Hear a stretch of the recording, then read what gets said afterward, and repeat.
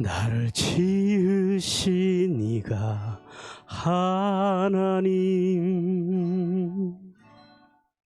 나를 부르신 이가 하나님, 나를 보내신 이도 하나님, 나의 나 된 것은 다 하나님 은혜라. 나의 달려갈 길을 다 가도록, 나의 마지막 호흡, 나의 마지막 호흡 다하도록, 나로 그 십자가, 나로 그 십자가 품게 하시니, 나의 나 된 것은 다 하나님 은혜라. 한량없는 은혜, 갚을 길 없는 은혜, 내 삶을 애워싸는 하나님의 은혜,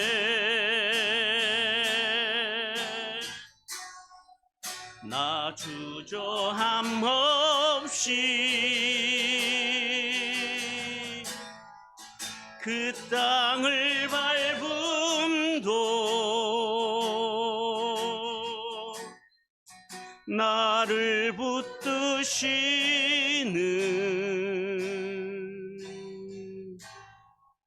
하나님의 은혜, 나를 지으신 이가, 나를 지으신 이가 하나님, 나를 부르신 이가, 나를 부르신 이가 하나님,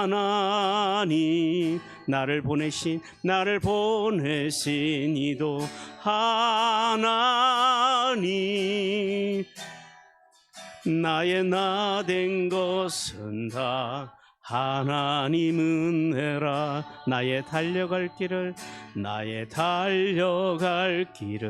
다 가도록, 나의 마지막 호흡, 나의 마지막 호흡 다하도록, 나로 그 십자가 품게 하시니, 나의 나 된 것은 다 하나님 은혜라. 한량없는 은혜, 갚을 길 없는 은혜, 내 삶을 애워싸는 하나님의 은혜,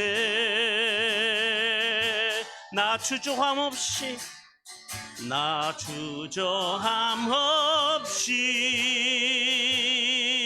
그 땅을 밟음도 나를 붙드시는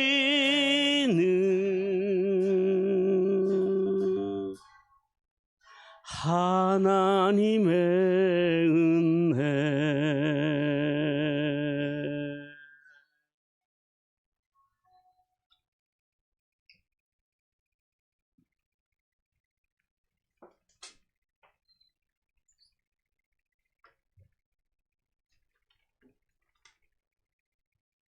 여호와 하나님, 우리들의 삶을 주관하심과 인도하심에 찬양과 경배를 올려드립니다. 하루하루를 살아내기에 부족하고 연약하지만 믿음으로 결단하며 강하고 담대하게 사랑하고 말씀으로 충만하기를 기도합니다. 날마다 두렵고 떨림으로 복종하기까지 하라는 바울의 가르침대로 구원의 그날까지 살아내려고 힘써 봅니다. 그렇지만 부족하기에 주님 앞에 날마다 시부의 가르침대로 살아내려 합니다. 하나님이 보시기에 합당하시면 우리 한마음의 성도님들을 날마다 승리하는 하루가 되게 하시고 살아있게 오는 여러 가지 삶의 여정이 축복이 되는 믿음이 되도록 인도하옵소서. 사업장과 직장을 지켜주시고 자녀들의 학업과 일터에도 함께하여 주옵소서. 그리스도의 몸인 한마음 교회를 사랑하시고 인도하시는 성령님 감사합니다. 말씀으로 우리의 영과 육을 지키시는 목사님께도 주님의 사랑과 축복이 차고 넘치기를 원하옵니다. 한마음의 모든 가정에도 주님의 사랑과 축복이 임하기를 바라오며 나의 구세주 예수님의 이름으로 기도드립니다. 아멘.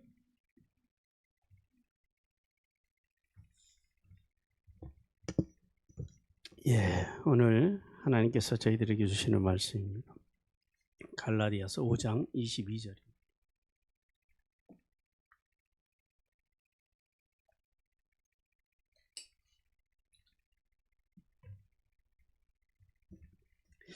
갈라디아서 5장 22절 말씀입니다.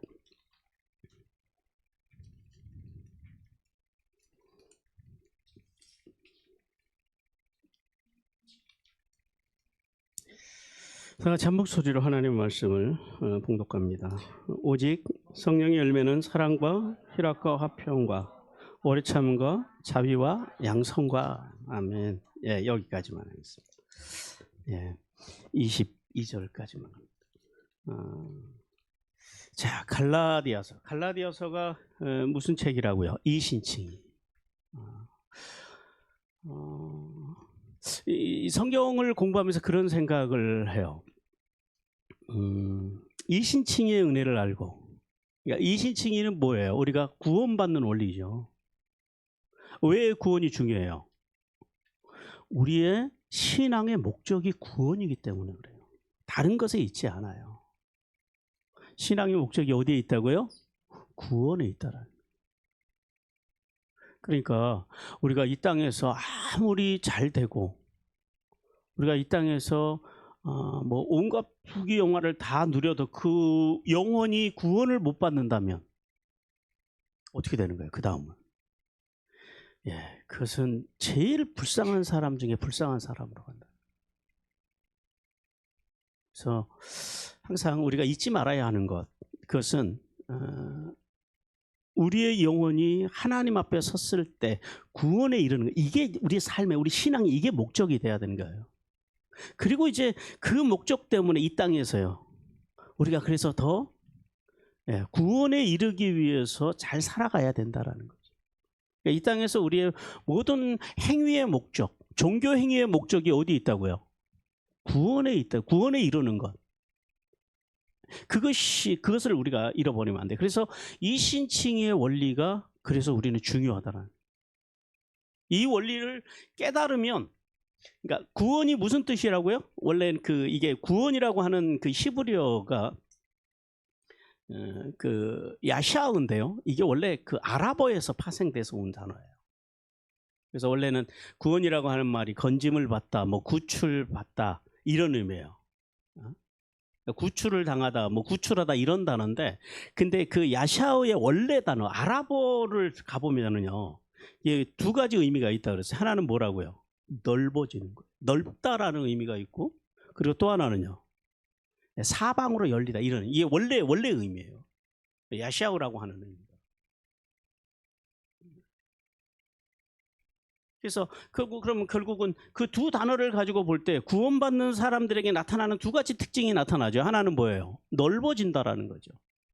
마음이 넓어지고 생각이 넓어지고 뜻이 넓어지고, 그러니까 넓어요. 그러니까 예수 믿는 사람, 구원받은 사람들은 기본적으로 넓어지는 거예요. 그리고 또 하나는요, 사방으로 열려요. 매이지 않아요.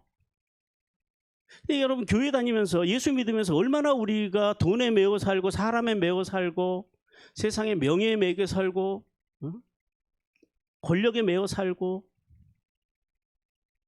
그것은 우리가 구원에 대해서 다시 생각해 봐야 되는 문제라는 거예요.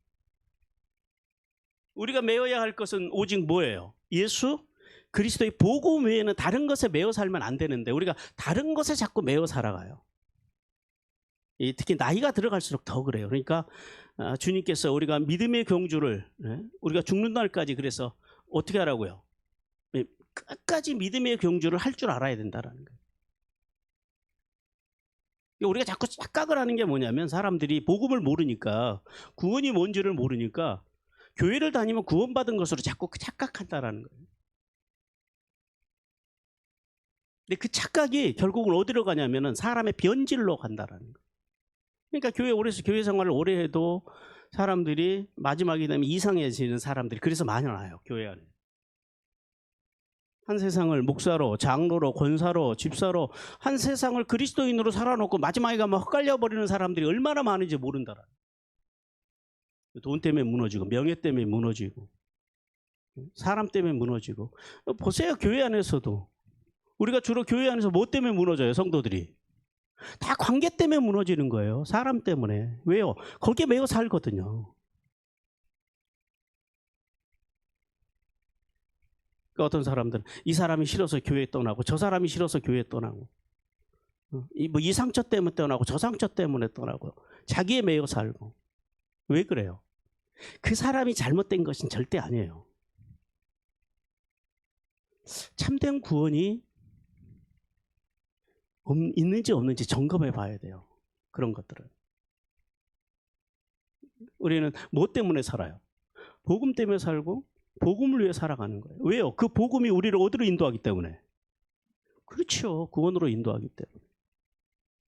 그래서 구원받은 사람들은 환난이 와도 어떻게 된다고요? 그 환난을 인내하게 된다고요. 그 인내는 어떤 인내라고요? 이를 악다물고 참는 인내가 아니라 여유로운 인내. 마치 프로 그 선수들이 프로 야구 선수 아니 뭐 야구 선수나 축구 선수들이 프로 선수들이 완전 아마추어 저 중학교 수준이나 고등학교 뭐 초등학교 수준의 그 사람들하고 그 프로들하고 경기를 하면 어떻게 돼요? 프로 선수들이 굉장한 여유가 있죠. 그런 여유, 그런 인내를 말하는 거예요. 그 다음에 좋은 인격, 도큐메라 그래요. 좋은 인격으로 맞이하겠네. 우리 성경에서 연단으로 번역을 했습니다만 번역이 좀 약하다 그랬어요. 인격이에요. 좋은 인격으로 맞이해요. 넉넉한 인격으로 맞이해요. 예를 들면 그런 거죠. 우리가 뭐 길을 가다가 3살, 4살짜리 아이들이 나한테 와서 실수를 해요. 나한테 뭐 와서 잘못해서 넘어지면서 나를 기댔다든지 아니면 넘어지면서 아이가 무슨 실수를 나한테 해요. 근데 세상에 3살, 4살짜리가 실수한 거에 대해서 화내는 어른이 있어요, 없어요? 없지요.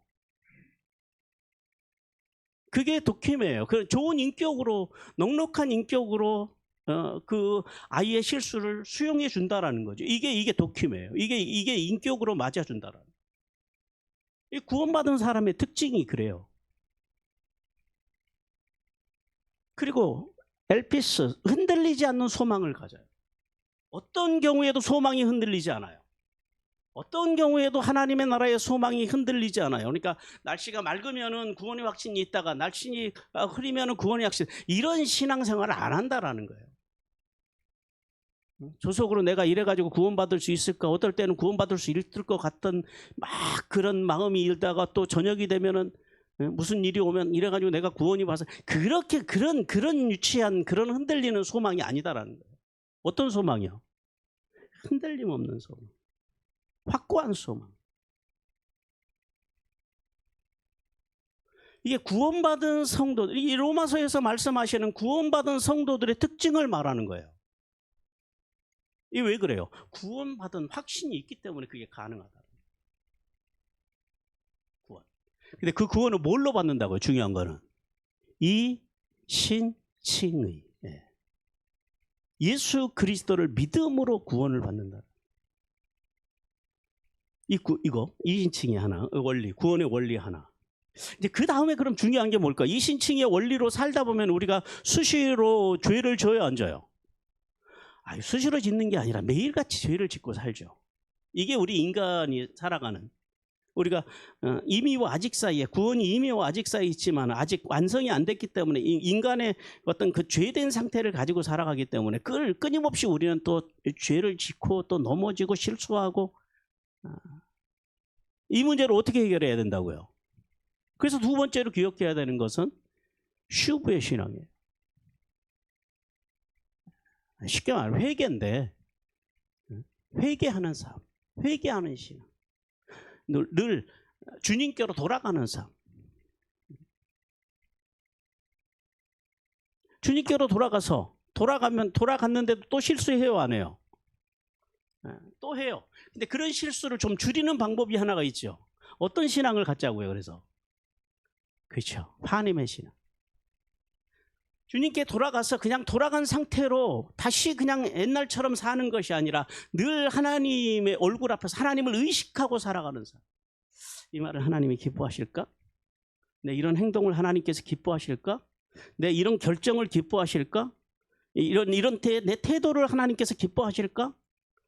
늘 자기의 자세를 고치고 그 다음에 내면을 고치고 생각을 고치고 행동을 고치고 말을 고치고 인격을 고치고 이게 하나님의 신앙이에요.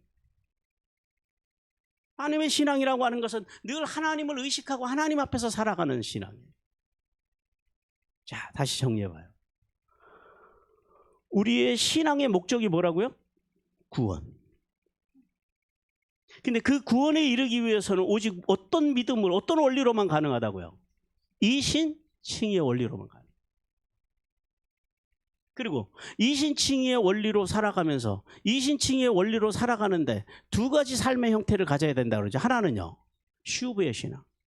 늘 하나님께로 돌아가는 신앙. 왜? 하나님 제가 약해요. 부족해요. 이 겸손함이에요. 늘 내 연약함을 보고 부족. 슈브의 신앙. 그 다음에 또 하나는요, 하나님의 신앙. 슈브의 신앙으로 돌아가서 이 내 삶이 지금 내가 살아가는 게 제대로 가고 있는지 늘 하나님 앞에서 점검하고 말씀으로 점검하고 내 마음, 내 생각, 내 행동 하나님 앞에서나 사람들 앞에서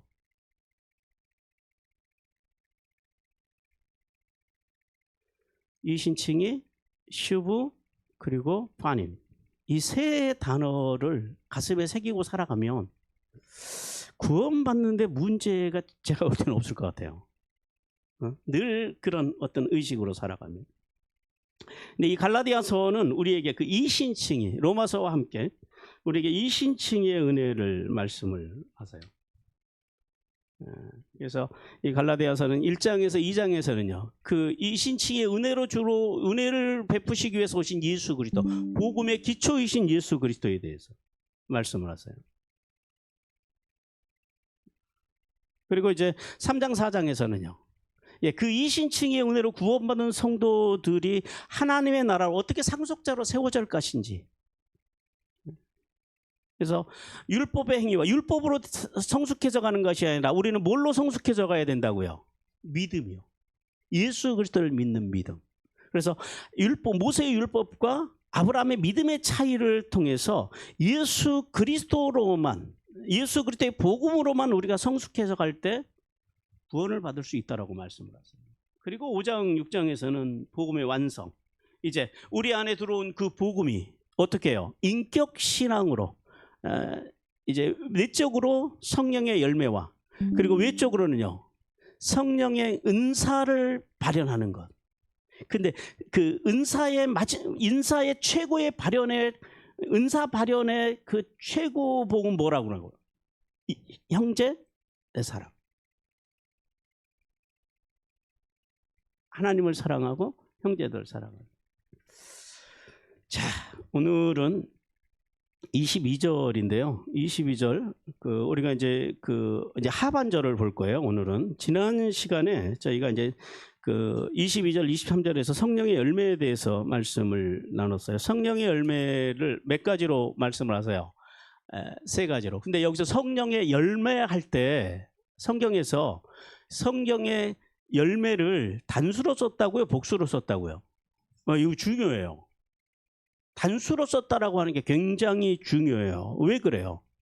이 단수로 기록한 것은 그러니까 성령의 열매는 9가지로 다양한 형태로 나타나지만은 그러나 그것은요 다 하나로 되어 있다라는 거예요. 성령의 열매의 완전성, 통일성. 그러니까 성도들 안에서 자연스럽게 맺혀지는 그 9가지 열매가 자연스럽게 나타난다라는 거예요. 그래서 첫 번째 그룹에 대해서 말씀을 나눴죠. 첫 번째 그룹은 성도들의 내면에서 맺혀지는 세 가지 성령의 열매에 대해서 말씀했어요. 그게 뭐예요? 사랑과 희락과 화평. 이게 이제 성령의 그러니까 우리의 내면에서 예수 그리스도를 믿는 구원받은 성도들의 내면에서 맺혀지는 성령의 열매. 근데 이게 막 기도해서 맺혀진다고요? 아니요. 이건 뭐 땡깡을 써서 맺혀지는 것이 아니라 구원받은 성도에게 자연스럽게 그냥 맺혀지는 열매가 이 내면에 맺혀지는 열매가 사랑과 희락과 화평이라는 거예요. 자, 그리고 이제 계속해서 오늘 이제 중반절에 오래 참음과 자비와 양선이에요. 오래 참. 이건 뭐냐면 성령의 이것도 역시 마찬가지로 성도들의 내면에 맺혀지는 성령의 열매인데 이게 두 번째 그룹인데 이것은 어디에서 나타나냐면 사람과의 관계 속에서 맺혀지는 열매들이에요. 오래 참음, 자비, 양선. 자, 그럼 먼저 오래 참음이란 뭐냐? 이게 그 헬라어로는 마이크로디미아라고 그래요. 오래 참음이. 그러니까 이게 오래 참는다라는 게 뭐냐면 그냥 이를 악물고 참는 것. 물론 그것도 맞아요. 그것도 틀린 것은 아닌데 이 지금 기본적으로 우리가 성령의 열매를 이야기할 때 기본적으로 전제로 깔아야 되는 게 있어요. 전제로 우리가 앞에서 확인하고 가야 되는 게 있어요. 그게 뭐예요? 구원받은 자 이거예요. 성령의 열매는 누구에게 맺혀진다고요? 구원받은 자들에게 맺혀지는 열매예요. 그러니까 주여 한다고 맺혀지는 게 아니에요. 여러분 그러니까 교회에서 저분은 교회를 저렇게 오래 다녔는데 예를 들면은 뭐 목사인데 장로인데 권사인데 왜 성령의 열매가 없어? 없을 수 있어요. 그렇죠? 구원의 확신이 없으면 교회를 다닌다고 해서 다 구원받는 게 아니라 그랬잖아요. 그런 구원의 확신이 없이 교회 다니는 사람들은 의외로 엄청 많아요, 여러분들. 목회하다 보면은 특히 이게 언제쯤 이 구원에 대해서 사람들이 헛갈리기 시작하냐면 나이가 들어가면서 그래요. 나이가 들어가면서. 젊었을 때는 막 아는 것도 있고 힘도 있고 그러니까 자기가 구원받았다고 생각을 하면서 막 열심히 해요. 근데 이렇게 연세 드신 어른들을 신방하다 보면은 어른들이 제일 하시는 말씀이 목사님 이래가지고 저는 구원받을 수 있을까라는 질문을 많이 해요. 왜 구원에 대해서 그렇게 생각하세요? 그러면 당신은 옛날처럼 11조도 못하고 봉사도 못하고 기도도 많이 못하고 성경도 못 읽고 이게 다 뭐예요? 네, 믿음에 대한 말씀이 아니라 다 뭐예요? 종교, 행위. 쉽게 말하면 바알 신앙, 정성 신앙을 가지고 다 말한다라는 거예요. 순종 신앙이 아니에요. 근데 그게 아무리 아니라고 설명을 해줘도 이게 굉장히 뿌리 깊게 이게 자리 잡고 있다라는 거예요. 그걸 보면서 이게 우리 한국 교회의 가장 큰 문제점 중에 하나가 이거라는 거예요. 바알 종교, 교회 안에 정성 종교. 그러니까 뭔가 열심히 해야지 봉사도 열심히 하고 교회에서 뭐 장로도 되고 권사도 되고 집사도 되고 뭔가 이렇게 돼야지. 그리고 뭐 교사도 하고 찬양대도 하고 자기가 뭔가를 안 하면 신앙이 도태된다고 자꾸 생각을 하는 거예요. 이게 뭐라고요? 이게 순종신앙이에요. 아니 정성신앙. 그러니까 성령의 열매라고 하는 것은 그렇게 맺혀지는 것이 아니라 어떤 사람들에게 구원의 확신을 가진 사람들에게 맺혀지는 거예요. 그러니까 그래서 이 구원의 확신을 가진 오래 참음이라고 하는 것은 이런 거예요. 내가 구원받은 자이기 때문에 어떤 상황이 와도 아까 그랬잖아요. 인내하게 된다고. 어떤 상황이 와도 나에게 해를 끼치는 사람을 만나면은 그 사람한테 뭔가 반격하고 싶은 마음이, 뭔가 나도 갚아내고 싶은 마음이 있어요, 없어요? 있지요. 뭐 없다고 하면 이게 문제가 있는 거예요. 아니, 세상에 해를 입는데 그거를 내가 반격해서 갚아야 되겠다라는 생각이 속에서 불끈 일어나요, 안 일어나요? 사람이 순간적으로 일어나는 게 정상이에요. 그럼에도 불구하고 일어난다 그래서 그게 죄가 아니에요.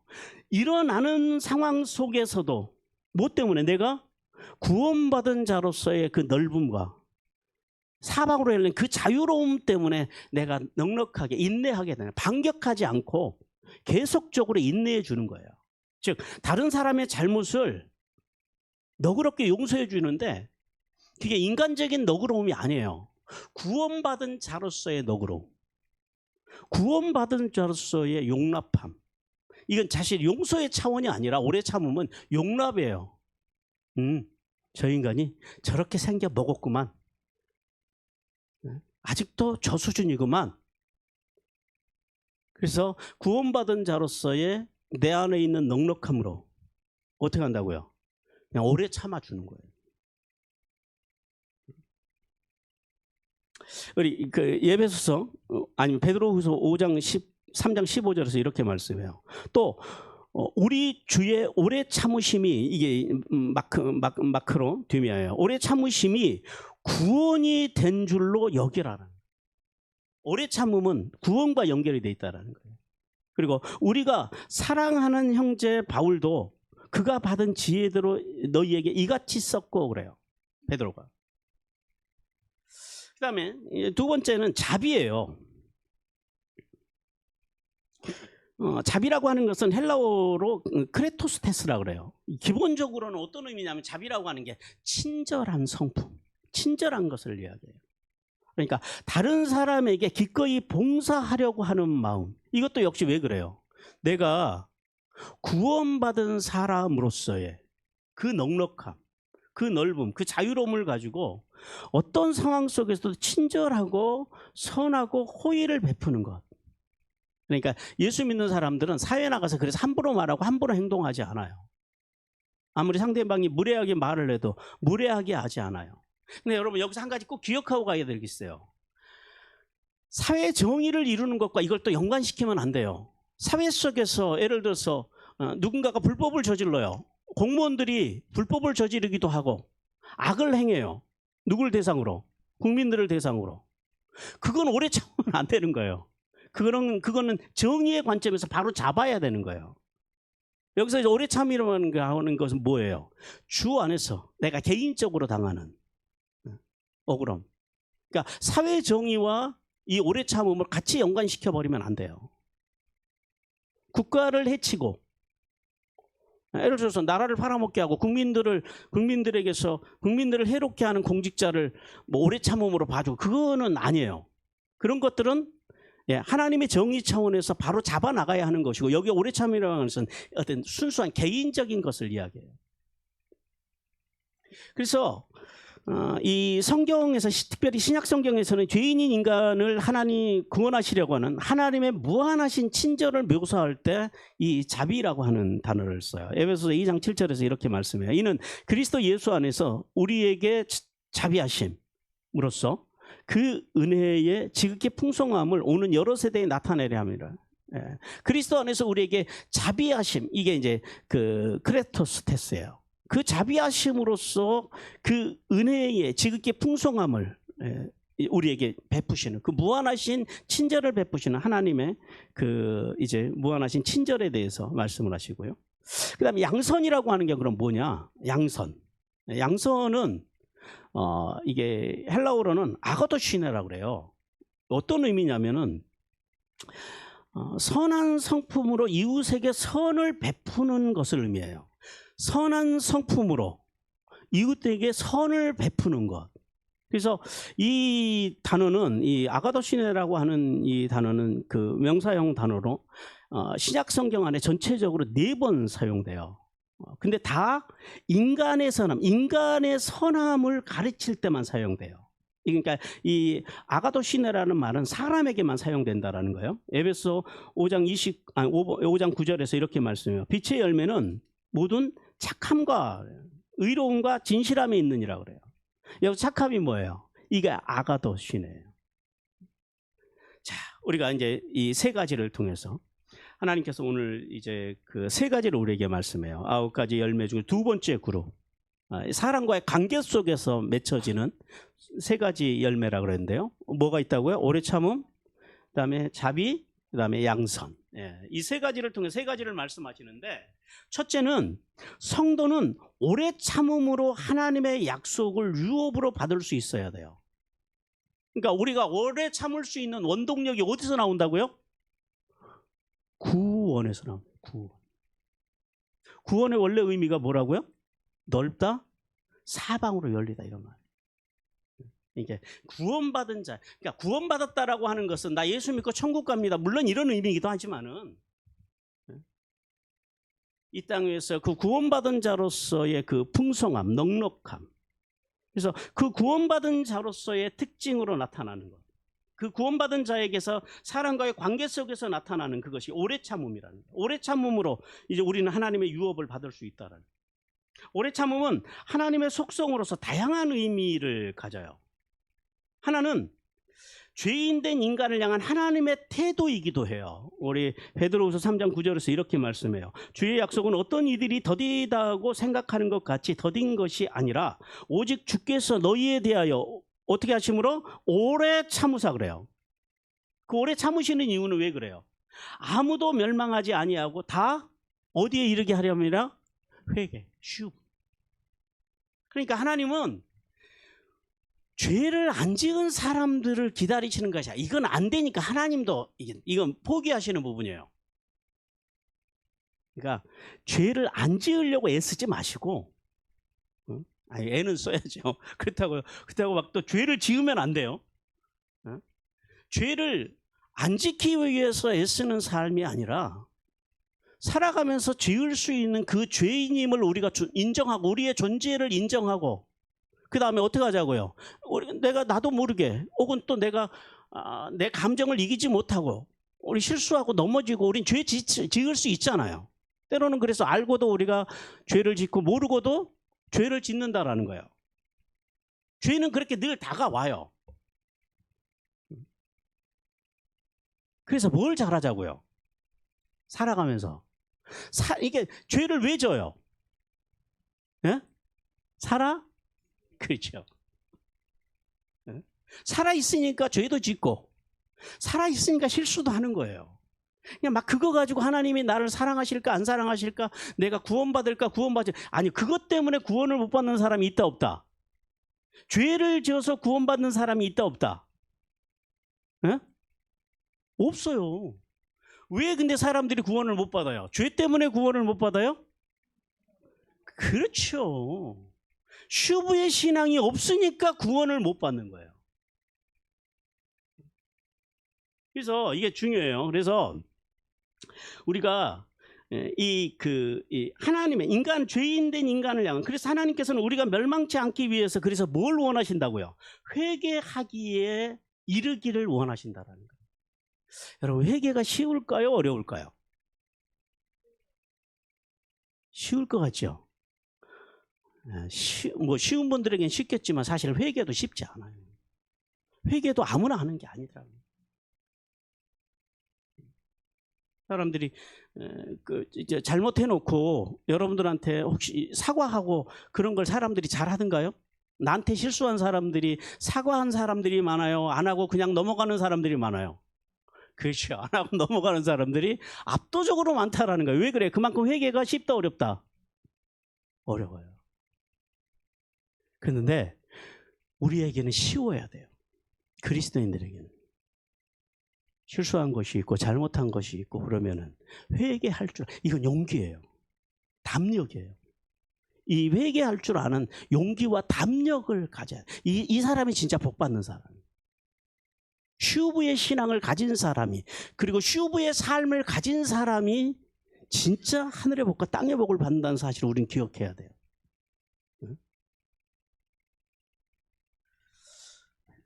그리고 또 하나는 오래 참음은 다른 사람의 잘못이나 핍박에 대해서 오래 참을 수 있는 성도의 신앙의 덕목이어야 된다는 거예요. 그러니까 인간을 향한 하나님의 태도이기도 하지만 우리의 성도의 신앙의 덕목이기도 해요. 에베소 4장 2절에서 이렇게 말씀해요. 모든 겸손과 온유로 하고 오래 참음으로 사랑 가운데 서로 용납하고 신앙, 성도들 간에 우리가 인간관계에 있어서 우리가 구원받은 자로서의 삶의 덕목이 바로 이 오래 참음이라는 거예요. 그리고 또 한 가지는 이제 세 번째는 자기 자신의 성장과 성숙을 위해서 오래 참는 인내를 의미해요. 히브리서 6장 12절에서 이렇게 말씀해요. 게으르지 아니하고 믿음과 오래 참음으로 말미암아 약속들을 기업으로 받는 자들을 본받는 자가 되게 하려는 것이니라. 그러니까 우리가 신앙의 성장, 약속들을 기업으로 받는 자들을 본받는 자, 우리의 신앙의 성장, 사람들이 본받을 만한 그런 것이 있는 사람들로 우리를 성장하기 위해서 우리에게 필요한 덕목이 뭐라고요? 오래 참음이라. 오래 참. 자, 따라서 성도는 오래 참는 자에게는요, 두 가지 복이 있음을 기억해야 돼요. 첫 번째는 뭐냐면 큰 상이 있대요. 큰 상이. 히브리서 10장 35절에서 이렇게 말씀해요. 그러므로 너희 담대함을 버리지 말라. 이것이 큰 상을 얻게 하느니라. 회개할 줄 아는 용기, 돌아설 줄 아는 담대함. 이것이 뭐와 연결이 된다고요? 큰 상과 연결이 됩니다. 그리고 또 하나는 이 오래 참는 자에게 주시는 두 번째 복은 그거예요. 부족함이 없게 채워주시는 복이 있다라는 거예요. 오래 참는 자들에게는. 야고보서 1장 4절에서 이렇게 말씀해요. 인내를 온전히 이루라. 이는 너희를 온전하고 구비하여 조금도 부족함이 없게 하려 함이라. 인내하는 사람들. 오래 참는 자들에게는요, 온전하고 구비하여서 조금도 부족함이 없게 하신다. 그러므로 성도는 타인의 오해와 중상모략과 실수로 손해를 보고 고통을 당한다 할지라도 하나님의 큰 보상과 부족함이 없이 채우실 것을 바라보고 오래 참을 수 있는 수준까지 어떻게 하자고요? 자라가기를 주님께서 원하십니다. 그러니까 우리는 거기까지, 그게 우리의 목표예요. 근데 뭐 또 그렇게 못 산다 그래서 막 또 괴로워하실 필요는 없어요. 왜요? 그것은 삶의 목표이지 우리가 다 그렇게 살 수는 없더라라는 거죠. 못 살 수도 있죠. 그래서 우리는 뭘 잘해야 된다고요? 휴브를 잘해야 돼요. 그 다음에 두 번째는 부족함이 없게 그리고 두 번째는 성도는 이제 그 하나님의 자비, 하나님의 친절함과 상냥함을 닮아가야 함에 대해서 말씀을 합니다. 이 자비라고 하는 것은 다른 사람에게 고통을 주지 않고 편하게 해주려는 성질의 동정적 친절함 혹은 상냥함을 의미해요. 그러니까 자비라고 하는 것은 어떻게든지 남을 편하게 해주려고 하는 자세를 말하는 거예요. 내가 좀 불편해도. 왜 그래요? 왜 내가 불편해도 다른 사람을 편하게 해주고 다른 사람에게 친절하고 상냥하게 할 수 있는 근거가 어디에 있다고요? 복 받으려고요? 아니요. 이렇게 접근하면 안 돼요. 그렇게 하면 복 받는 데가 아니라 뭘 받은 자로서? 그렇죠. 이게 중요해요. 구원받은 자로서의 그 넓음, 구원받은 자로서의 그 자유함을 가지고 다른 사람들에게 내가 양보해주고 다른 사람들을 편하게 해주려고 하는 이 동정적 친절함과 상냥함을 의미해요. 그래서 헬라 철학에서는 이 자비를 신의 성품으로 묘사합니다. 근데 이게 쉬워요, 어려워요? 쉽지 않죠. 그래서 이게 얼마나 안 쉬우니까 헬라 철학에서는 이거를 신의 성품으로 묘사를 하는 거예요. 대표적으로 그 마르쿠스 아우렐리우스라고 하는 그 철학자, 왕이자 철학자인데요. 그분은 이렇게 말해요. 인간을 신답게 만드는 것, 인간으로 하여금 신을 닮게 하는 것이 바로 자비, 즉 친절이라. 그러니까 이 헬라 철학에서는 인간이 가장 그 신을 닮아 있는 요소가 바로 이 자비로 보는 거예요. 왜 그래요? 아까 말씀드렸잖아요. 장성한 어른이, 뭐 예를 들어서 2살, 3살짜리 어린아이의 실수를 보고, 예를 들어서 그런 뭐 2살, 3살짜리 아이가 버릇이 없어가지고 와서 뒤에서 그 뭐 주먹으로 어린을 툭 쳤다고 쳐요. 그거 가지고 화를 내는 어른이 있어요, 없어요? 아프다고 짜증내는 어른이 있을까요, 없을까요? 없지요. 되려 그런 아이의 모습을 보면서요, 귀엽게 여기고 사랑스럽게 여긴다라는 거죠. 모르는 사람들은. 그러니까 그런 넉넉함, 이제 그런 넉넉함을 여기서 자비라 그러는 거예요. 친절하게 대한다라는 거죠. 왜 그래요? 내가 구원받은 자로서의 넓음과 자유로움을 가지고 있기 때문에 그래요. 그래서 성경에서는 이 자비를 2가지 의미로 말씀을 해요. 하나는 하나님의 자비로운 성품을 의미합니다. 누가복음 6장 36절에서는 너희 아버지의 자비로우신것 같이 너희도 자비로운 자가 되어라 그래요.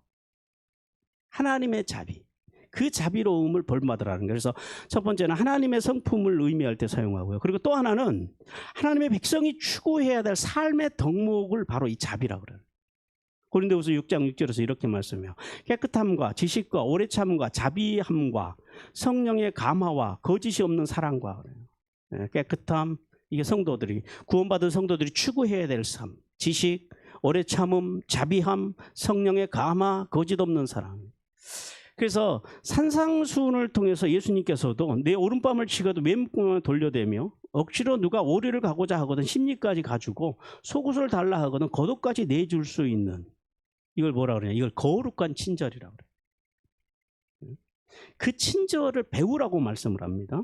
마태복음 5장 38절부터 42절 말씀이에요. 또 눈은 눈으로, 이는 이로 갚으라 하였으나 했다는 것을 너희가 들었으나 나는 너희에게 이르노니 악한 자를 대적하지 말라. 누구든지 내 오른쪽 뺨을 치거든 왼뺨도 돌려대고 또 너를 고발하여 속옷을 가지고자 하는 자에게 겉옷까지도 가지게 하며 또 누구든지 너를 억지로 오리를 가게 하거든 그 사람과 심리를 동행하고 내게 구하는 자에게 주며 내게 꾸는 자에게 거절하지 말라. 이게 뭐야? 거룩한 친절. 이게 어떻게 가능하다고요? 이게 이제 교회를 다녀서 그냥 여러분 가능해지는 게 아니에요. 이게 억지로 되는 것이 아니라 내 안에 뭐가 넘쳐날 때? 구원. 이 구원의 기쁨이 넘쳐날 때 이게 가능해진다라는 거예요. 그리고 또 자신에게 범죄한 형제 사랑에 대해서 묻는 베드로에게 예수님께서 이렇게 말씀하시죠. 7번뿐만 아니라 70번씩 7번이라도 용서하라 그래요. 마태복음 18장 21절 22절인데요. 그때 베드로가 나와서 이르되 주여 형제가 내게 죄를 범하면 몇 번이나 용서해 주리이까? 7번까지 하오리까? 예수께서 이르시되 내게 이르노니 7번뿐만 아니라 7번을 70번까지도 할지니라. 무한대로 하라라. 근데 다시 말씀드리지만은 여러분, 용서와 사랑은 용서는 뭘 타고 오른다고요? 회개의 골짜기를 타고 오른다라는 걸 여러분 이걸 기억해야 돼요. 신앙생활 하면서. 그러니까 회개하는 자에게 7번뿐만 아니라 7번을 70번까지도 하라라는 거예요. 그러므로 성도는 하나님의 자비하심으로 이웃에게 자비를 베푸는 삶을 살기 위해서 발버둥쳐야 돼요. 왜냐하면 자비는 하나님의 나라의 복성들의 예복이 되기 때문입니다.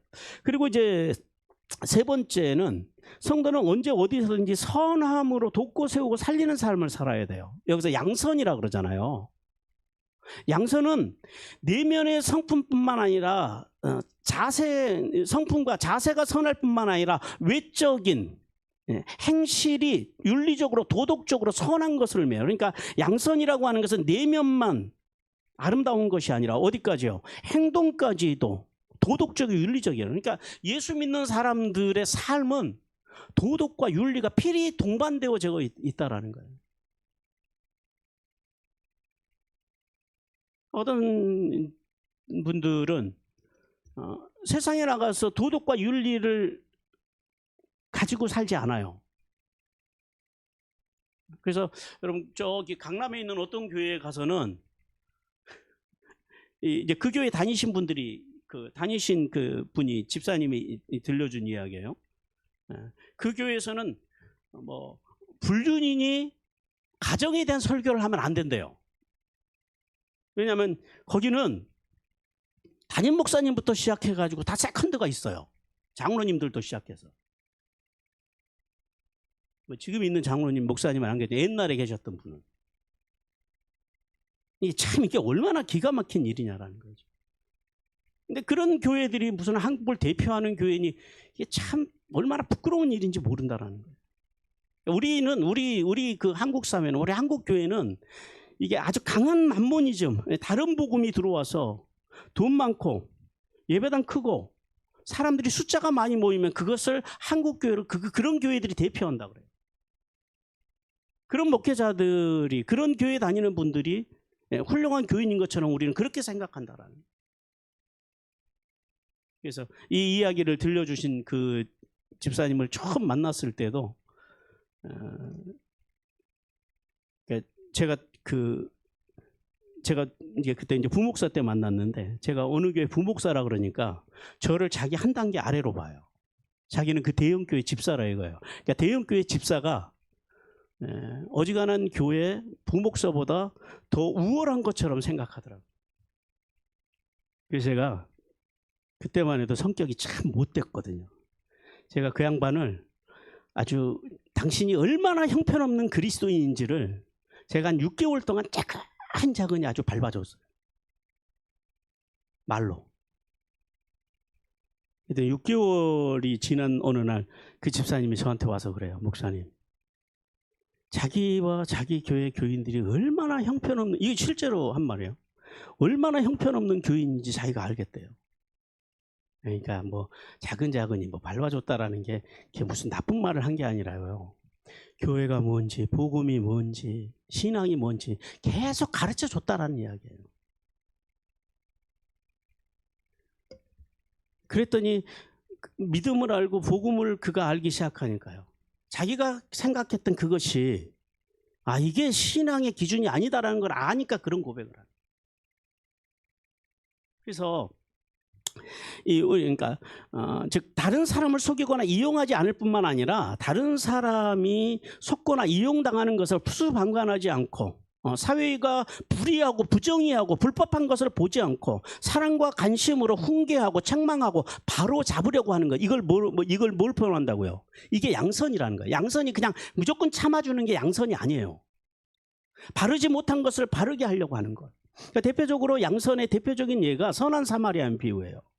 강도 만난 이웃을 외면하지 않고 그를 불쌍히 여기는 마음으로 자신의 힘을 다해서 돌보는 삶, 이게 양선이에요.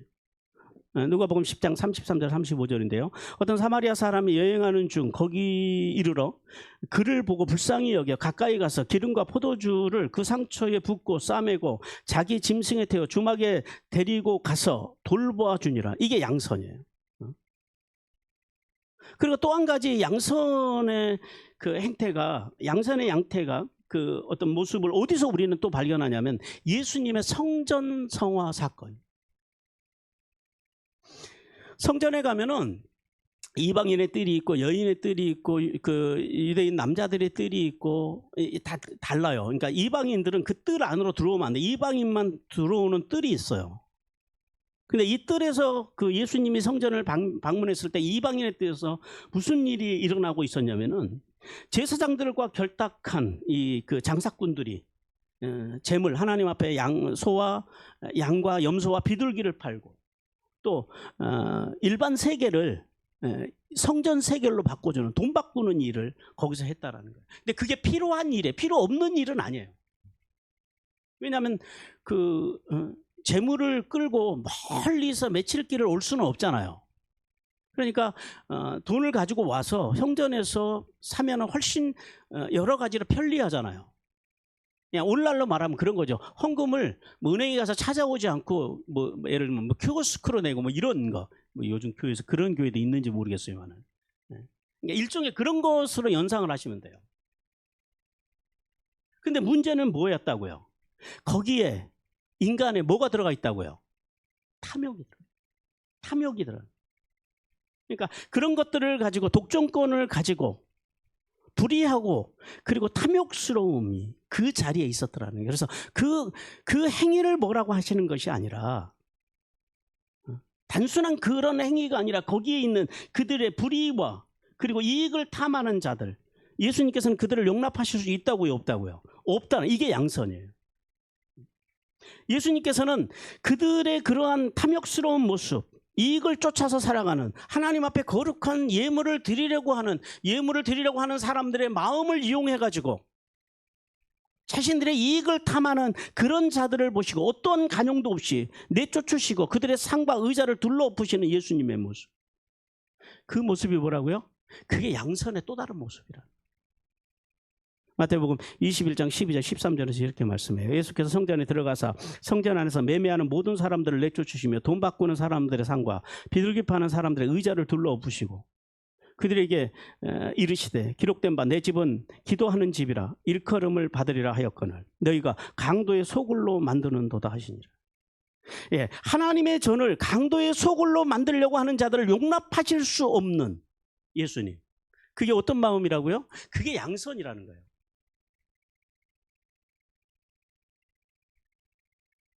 이렇듯 양선은 두 가지 얼굴을 가지고 있어요. 왜냐하면 선함이라고 하는 것은 하나님과 사람 앞에서 기본 것이 뭐예요? 기본적으로 도덕과 윤리적인 의로운 삶이기 때문에 그래요. 그래서 우리는 마음으로만 잘 사는 것, 마음으로 잘 사는 사람들은 당연히 도덕적으로 윤리적으로 잘 살게 되죠. 그러니까 이것은 따로 구분되는 건 아니에요. 두 가지 양태로 나타나긴 하지만 이것은 한 마음에서 나온다라는 거죠. 하나님 앞에서 선하게 살려고 하는, 하나님 앞에서 도덕적 윤리적으로 살려고 하는 그 선함에서 나오는 행위라는 거예요. 그러면 성도는 양선의 삶으로 친절이 필요한 사람들에게는 뭘 베풀어주고? 친절을 베풀어주고, 또 불의의 죄악인 늪에 빠진 사람들에게는 뭘 베풀어야 돼요? 그들에게는 책망해서 의의 길로 진리의 길로 가도록 권면해야 할 사명이 있다는 사실을 깨달아야 돼요. 이게 양선이에요. 그래서 우리는 우리 삶의 자리에서 이 세 가지 오래 참음의 의미를 아시겠어요? 그 다음에 자비, 양선의 열매들이 풍성히 맺혀가기를 주님께서 원하십니다. 에베소서 5장 9절에서 이렇게 말씀해요. 빛의 열매는 모든 착함과 의로움과 진실함이 있느니라. 그래서 우리가 오늘 이제 오래 참음과 자비와 양선에 대해서 말씀을 드렸어요. 이 말씀을 깊이 있게 기억하시고 그 말씀 안에서 살아가기 위해서 발버둥치는 은혜가 임하시기를 주님께서 원하십니다. 기도하겠습니다. 자비하신 아버지 하나님 감사합니다. 오늘도 우리가 갈라디아서 5장 22절의 말씀, 성령의 9가지 열매 중에서 이제 두 번째, 사람과의 관계 속에서 나타나는 마음의 열매들, 내면의 열매들, 오래 참음과 자비와 양선에 대해서 하나님의 말씀을 들었습니다. 이 말씀의 의미를 바로 깨닫고 그리고 이 말씀을 우리의 삶에 적용하고 구원받은 자로서의 넉넉함으로 오래 참아내고 그리고 사람들에게 친절함, 사람들에게 상냥하게 그리고 친절하게 자비를 베풀고 그리고 은혜가 필요한 사람들에게는 은혜를 베풀고 불의에 대해서는 기꺼이 불의를 말할 수 있는 이 양선의 두 가지의 모습, 하나님 앞에서의 거룩함, 사람들 앞에서의 도덕적 윤리적인 삶, 이 삶을 지키기 위해서 발버둥치며 살아가는 우리가 되게 하여 주시옵소서. 감사하며 거룩하신 예수 그리스도 이름으로 축복하며 기도드립니다. 아멘. 주기도문을 마칩니다. 하늘에 계신 우리 아버지, 아버지의 이름을 거룩하게 하시며 아버지의 나라가 오게 하시며 아버지의 뜻이 하늘에서와 같이 땅에서도 이루어지게 하소서. 오늘 우리에게 일용할 양식을 주시고 우리가 우리에게 잘못한 사람을 용서하여 준 것 같이 우리 죄를 용서하여 주시고 우리를 시험에 빠지지 않게 하시고 악에서 구하소서. 나라와 권능과 영광이 영원히 아버지의 것입니다. 아멘.